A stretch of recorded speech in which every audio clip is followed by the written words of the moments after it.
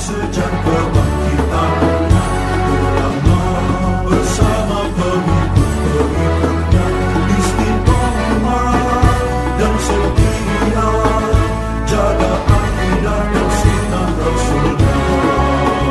Alhamdulillah segala puji baginya, ulama bersama pengikut-pengikutnya istiqomah dan setia menjaga agama nusa dan bangsa.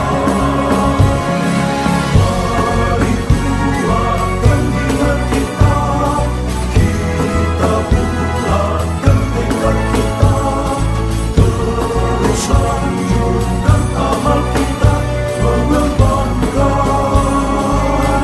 hikmah kita. وصحبه يعظم يا ربنا كفر عنا ذنوبنا ووالدينا ولمن هو مسلم ندعوك اللهم علما نافعا من يومنا إلى الحساب يقوم آمين آمين آمين ويا فتاح آمين آمين آمين ويا عليم. Alhamdulillahilladzi an'ama ala ibadihi al-mu'minina bil irfan wa akramahum min mazidi fadlihi bi ru'yatihi fil jinan. Wassalatu wassalamu ala man arsalallahu rahmatan lil anam wa ala alihi al-kiram wa ashabihi masabihid dhulam. Amma ba'du, fa inna ahsanal hadithi kitabullah wa khairal hadi hadi Muhammadin sallallahu alaihi wasallam, syarrul umuri muhdatsatuha wa kullu muhdatsatin bid'ah wa kullu bid'atin dhalalah.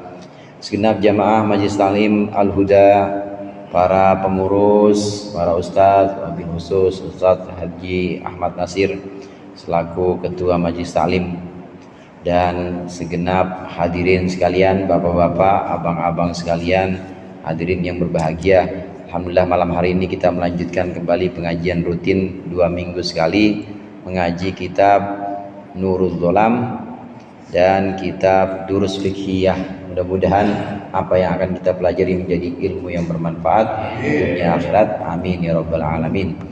Pembahasan yang pertama, syarah kitab Aqidatul Awam, sudah sampai pada keimanan kita tentang Rasulullah sallallahu alaihi wasallam, yang terkait dengan Rasulullah termasuk tentang kemuliaan kota Makkah Al-Mukarramah. Kota Makkah Al-Mukarramah bukan kota sembarangan, karena disitulah Rasulullah SAW memulai Islam pertama kali. Dan tentunya selain kota Makkah, kota Madinah. Saudara sekalian, Madinah itu kalau dilihat dari arti harfiah, Madinah itu artinya kota. Jadi kalau disebut Madinah itu Jakarta, kota Jakarta. Kalau disebut Madinah itu Surabaya, kota Surabaya. Tapi kalau sudah pakai Al-Madinah, maka tidak lain dan bukan itu pasti yang dimaksud Madinatul Rasul. Yang dimaksud adalah yang ada di sana, yang ada di Hijaz, sekarang sebutannya Saudi Arabia. Kalau disebut Al-Madinah, maka pasti itu adalah Madinatul Rasul. Memang Rasulullah yang mengubah nama kota ini atau memilih nama ini menjadi Al-Madinah Al-Munawwarah. Dulu sebelumnya ada yang menyebutkan Yathrib. Banyak nama kota Madinah itu, diantaranya Yathrib yang terkenal. Kemudian Rasulullah sampai di sana hijrah, lalu Rasulullah menjadikannya kota itu dengan sebutan Al-Madinah Al-Munawwarah atau Madinatul Rasul, kotanya Rasul. Nah, pada pembahasan berikut ini akan kita baca, jadi mana yang lebih mulia, apakah tanah di kota Makkah atau tanah di kota Madinah? Mana yang lebih mulia? Kalau kita kan urusan mulia urusan harga ya. Murahan di Pondok Indah apa murahan di Cegeng? Nah, kalau kita kan begitu. Kalau sini bukan kemuliaan itu, tapi yang dimaksud adalah kemuliaan di sisi Allah. Ada pada pembahasan berikut tambihun, saya nambahin Ustaz. Sekarang tambihun. Qala al-muallif rahimahullah wa nafa'ana bihi wa bi ulumihi fid dharain amin. Tambihun ini adalah sebuah pengingat. Qadin aqadal ijma'u, telah jadi kesepakatan ulama ala anna Makkah wal Madinah, bahwa sungguhnya Mekah dan Madinah afdalul biqa'i, adalah tanah yang paling utama.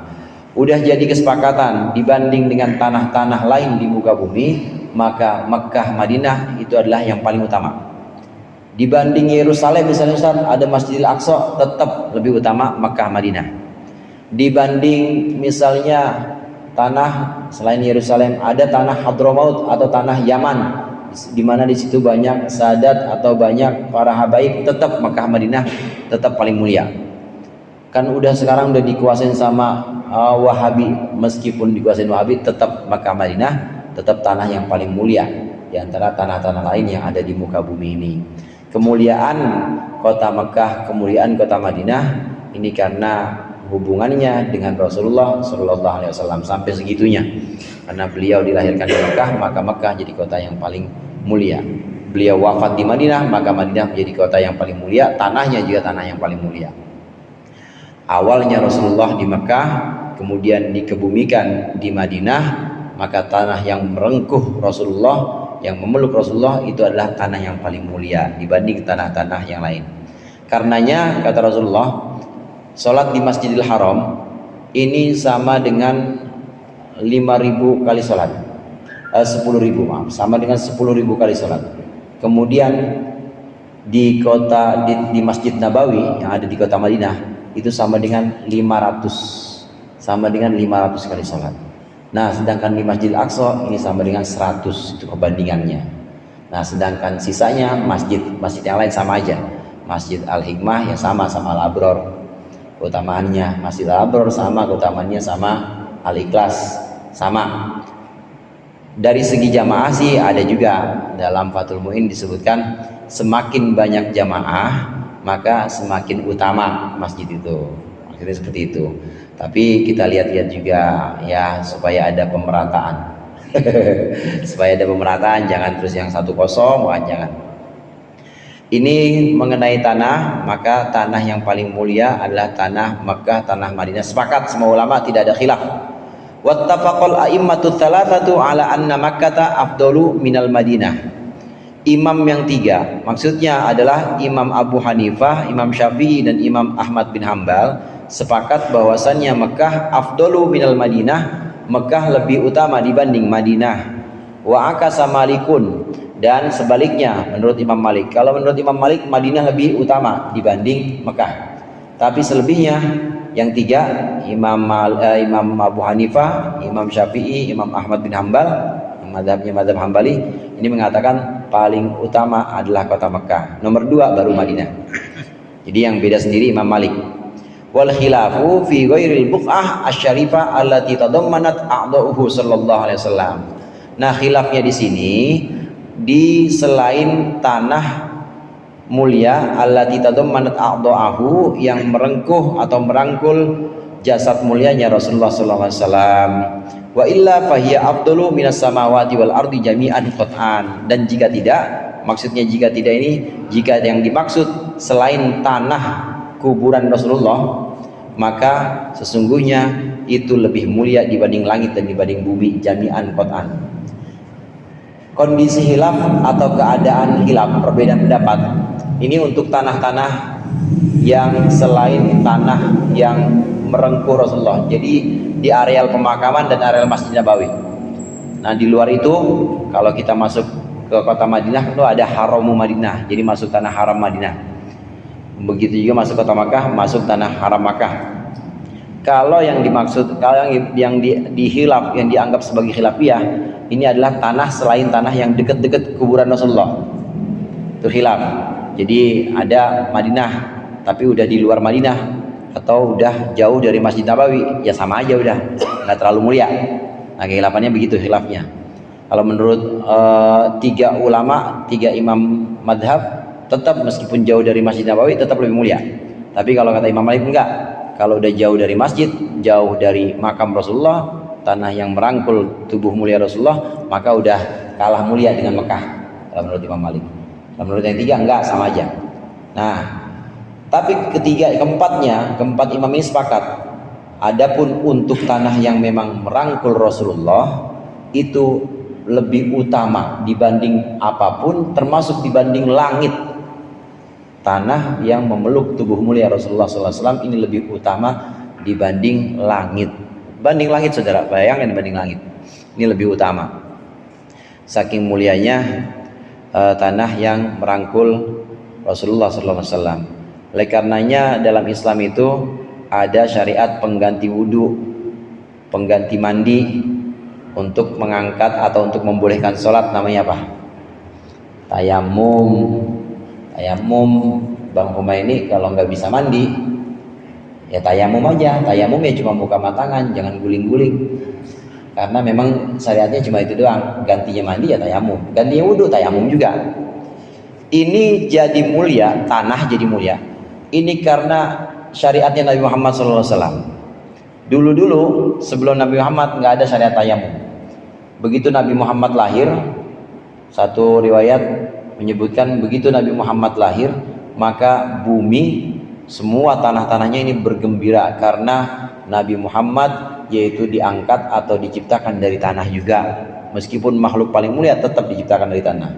Dan karena Nabi Muhammad, aku juga jadi mulia, kata tanah, kata bumi, karena aku juga bisa dipakai untuk bersuci atau toharoh, bisa dipakai untuk membolehkan orang sholat, baca Quran ini dengan tayamum. Senang ini tanah, bumi tanah atau bumi ini senang dengan kelahiran Rasulullah.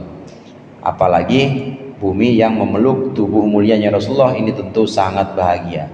Karena bahagianya ini dan karena keutamaan Rasulullah, maka dibanding langit, dibanding seluruh bumi, maka tanah yang memeluk tubuh mulia Rasulullah ini pasti, sepakat semua ulama, pasti ini tanah yang mulia. Masih dalam pembahasan ini juga, pembahasan Nurul Dholam juga, di dalam makbarah Rasulullah atau makam Rasulullah itu ada tubuh Sayyidina Abu Bakar juga, kemudian juga ada Sayyidina Umar. Nah selebihnya nggak di situ, Sayyidina Utsman nggak, Sayyidina Ali juga nggak, cuma dua orang itu saja, dua orang sahabat utama yaitu Sayyidina Abu Bakar, Sayyidina Umar. Di posisinya begini saudara, kalau di sini Rasulullah, mohon maaf, misalnya di sini Rasulullah paling depan, nah kemudian di belakang Rasulullah sebelah sininya, jadi belakang Rasulullah bukan pas jajar belakangnya, tapi agak ke bawah, nggak ada yang bisa nyamain Rasulullah, jadi di bawah Rasulullah. Nah kemudian Sayyidina Umar, pada waktu itu para sahabat menguburkannya. Sayyidina Umar itu juga bukan di belakang Sayyidina Abu Bakar, bukan. Sayyidina Umar bukan di belakang pas Sayyidina Abu Bakar, di kakinya Sayyidina Abu Bakar, di kakinya Sayyidina Abu Bakar. Syekh Nawawi Banten menjelaskan ini. Ini menunjukkan memang Sayyidina Abu Bakar derajatnya lebih tinggi dibanding Sayyidina Umar. Gimana Sayyidina Abu Bakar dengan Nabi Muhammad? Jauh juga, jauh. Sayyidina Abu Bakar dibanding Nabi Muhammad, di bawah Nabi Muhammad jauh Sayyidina Abu Bakar. Nah Sayyidina Umar di bawah Sayyidina Umar, jauh di bawah Sayyidina Umar, jauh di bawah Sayyidina Abu Bakar. Maka urutannya seperti itu dalam makbarah Rasulullah. Kan kalau kita lihat kan panjang tuh ya, panjang, karena memang bukan berjejer ke belakang itu, tapi begini. Jadi ada di bawahnya, di belakang tapi di bawah, karena tidak bisa disejajarkan antara ketiga tokoh itu. Semuanya punya keistimewaan, dan keistimewaannya pun itu ada selisihnya, artinya tidak sama keistimewaannya. Yang jadi renungan buat kita hadirin, Sayyidina Umar itu kan banyak karomahnya, banyak. Jalanan kalau bekas lewat Sayyidina Umar, setan nggak mau lewat. Coba kalau Bang Komeng habis lewat, setan lewat nggak tuh kira-kira? Makin banyak kayaknya ya, makin banyak. Atau ya Bang siapa? Iya, pokoknya pakai peci merah saya cari. Pak Yanto lewat misalnya, ya tetap setan lewat juga. Tapi kalau Sayyidina Umar lewat, udah nggak boleh lewat. Itu karomahnya Sayyidina Umar. Sungai Nil ini bertahun-tahun pasti minta korban. Sungai Nil yang di Mesir ini pasti minta korban. Ada tumbal cara kita. Ya kalau nggak ya perempuan, pokoknya anak perempuan tuh gadis pasti meninggal 1 tahun sekali itu ada. Gubernur Mesir waktu itu kalau nggak salah Amr bin As kirim surat kepada Sayyidina Umar, masih di Madinah. Sayyidina Umar kirim surat, dibalas sama Sayyidina Umar, tulis ini, lemparin ini ke sungai ini. Isi suratnya, wahai Nil, aku Umar bin Khattab wa ma ubali, engkau dan aku sama-sama makhluk, sama-sama hambanya Allah, dan aku tidak peduli, nggak takut sama engkau. Kata Sayyidina Umar. Habis surat itu dilemparin, udah nggak makan tumbal lagi. Tuh karomahnya Sayyidina Umar. Banyak, ya.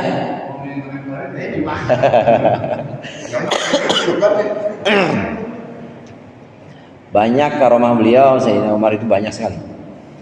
Nah, kita lihat dari kisah-kisah atau riwayat, jarang sekali yang menceritakan karomahnya Sayyidina Abu Bakar. Jarang. Paling riwayat menyebutkan bahwa Sayyidina Abu Bakar yang paling dekat dengan Rasulullah di Goa Thur, ya beliau yang nangis-nangis karena diantuk kalajengking, sementara Rasulullah itu lagi tidur karena nggak berani bangunin Rasulullah. Beliau nahan nangis, dan juga beliau yang nemenin Rasulullah hijrah. Ya hanya itu aja karomahnya, jarang yang menceritakan. Yang bisa kita renungkan di sini, meskipun derajatnya mulia di sisi Allah, jauh lebih tinggi dibanding Sayyidina Umar, tapi Sayyidina Abu Bakar karomahnya nggak kelihatan. Ada wali-wali, karena semua itu wali. Ada kekasih-kekasih Allah yang Allah pilih dan keutamaannya sangat tinggi di sisi Allah, tapi dia biasa-biasa aja. Yang ngopi ya jalan di pasar, kadang-kadang di Tarmun. Jangan itu wali, begitu maksud saya. Jadi hati-hati sama orang. Dia nggak kelihatan ada apa-apanya, tapi sebenarnya itu adalah wali. Sebenarnya itu adalah kekasih Allah. Nggak kelihatan karomahnya. Dan memang bukan syarat, bukan satu syarat kalau wali itu punya karomah. Enggak ada syarat bahwa wali itu harus punya kejadian yang khariqil adah, kejadian yang di luar nalar. Enggak. Kadangkala justru yang wali yang sangat tinggi derajatnya si Allah justru nggak kelihatan karomahnya, biasa-biasa aja. Kembali kepada tanah mulia Madinah, itu adalah tanah yang merengkuh tubuh mulia Rasulullah. Area Makbaroh itu termasuk di situ ada Sayyidina Umar, ada Sayyidina Abu Bakar. Itulah yang paling mulia, bahkan dibanding langit dan dibanding bumi sekaligus. Dengan Mekah termasuk, dibanding Mekah tetap lebih mulia yang itu. Kalau yang area situ tetap lebih mulia. Wa min khawasis min Makkah, dan termasuk keistimewaan dari nama Makkah, annahu idza kutiba ala jabinil mar'uf, sesungguhnya apabila nama Makkah, tulisan Makkah ini ditulis ala jabinil mar'uf, di jidat anak atau di jidat orang yang mimisan, bidamir ri'afi, dengan darah mimisannya, Makkah wasatul bilad wallahu raufum bil ibad. Tulis itu, Makkah wasatul bilad wallahu raufum bil ibad. Kalau ditulis di jidat orang yang mimisan pakai darah mimisannya, in qata adam, maka akan putus atau akan berhenti darahnya. Dzakarahul Baijuri fi hasyiyatihi 'ala syama'il. Ini dituliskan oleh Imam Baijuri dalam hasyiah beliau yang menjelaskan tentang kitab Syama'il Al-Muhammadiyah. Ini ada kitab namanya Syama'il Al-Muhammadiyah, tentang kisah atau ya kepribadian teladan Rasul, namanya Syama'il Al-Muhammadiyah. Dijelaskan oleh Syekh Imam Baijuri. Kalau kota Mekah ditulis Makkah wasatul bilad wallahu raufum bil ibad. Zaman dulu itu hadirin kalau nuliskan pakai tinta pena mangsi dulu sebutannya. Jadi dia ada di tempat ini, belum ada pulpen kayak sekarang yang tintanya di atas. Jadi harus ditotol tulis. Saya ngalamin tuh, bukan karena ngalamin dulu nggak ada pulpen ya, tapi karena gaya-gayaan aja. Enggak, maksudnya emang tulisanku pada cakep-cakep banget, bisa ngartiin kitab bisa kecil-kecil banget gitu pakai ituan, karena memang pakai pulpen pena yang dicelup kemudian tulis begitu zaman dulu. Nah, keutamaan kota Mekah, kalau kita ada orang mimisan, ini dari darah yang keluar, tulis Makkah wasatul bilad wallahu raufum bil ibad, tulis di jidatnya. Terus jidatnya ya pakai pena boleh atau pakai kapas yang agak lembut boleh, berhenti pasti itu. Mimisannya pasti berhenti. Ini keutamaan Mekah, bisa menghentikan darah, bisa menghentikan luka ya. Luka atau darah yang mengalir pada tubuh seorang. Terutama di sini pembahasannya adalah mimisan. Ini dijelaskan oleh Imam Baijuri. Memang beliau Imam Baijuri ini satu kaul ada satu lugat ada yang baca ini Ustaz, ada yang bajuri, ada yang baijuri. Itu satu orang. Jadi dua nama untuk satu orang. Bajuri atau baijuri. Beliau banyak mensyarahkan kitab termasuk kitab Syama'il Muhammadiyah dan mensyarahkan kitab Burdah.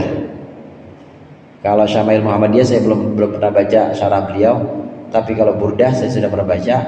Burdah itu juga banyak beliau ulas keutamaan-keutamannya, termasuk diantaranya keutamaan Burdah. Kalau kita baca Burdah, bait-bait tertentu untuk orang yang suka bohong, nah kita tulis, ini kata Imam Bajuri nih, kita tulis bait itu, kemudian taruh di bantalnya, maka dia nanti akan bangun dan mengatakan kebohongan-kebohongannya. Enggak bang, sebenarnya itu yang kemarin duit saya yang ngambil. Nah, dia bakal jujur tuh. Nah, yang begitu-begitu dijelaskan oleh Imam Bajuri. Burdah, tahu Burdah ya? Burdah itu Maulaya salli wa sallim daiman abada ala habibika khairil khalqi kullihimi wal habibul ladzi turja syafa'atuhu likulli haulin minal ahwali muntahimi. Itu dua, semuanya 160 saudara.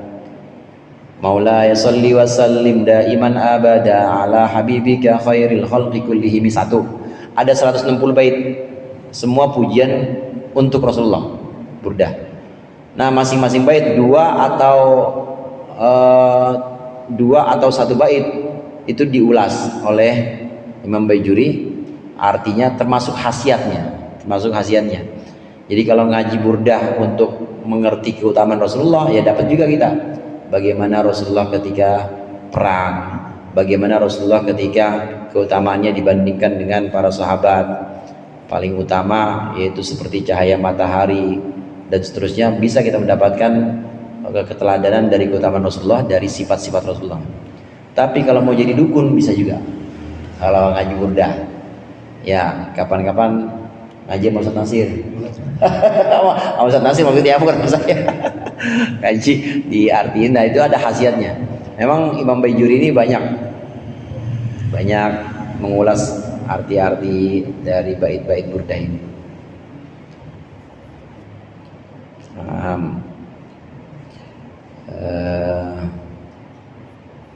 Lanjut ke apa itu? Atamma qablal wahyi arba'ina wa umruhu qad jawaza sittina. Atamma qablal wahyi arba'ina, Nabi Muhammad telah sempurna umurnya sebelum menerima wahyu arba'ina, umur 40. Wa umruhu qad jawaza sittina, dan umurnya hingga wafat ini lebih dari 60. Ini insyaallah kita lanjutkan di pertemuan yang akan datang.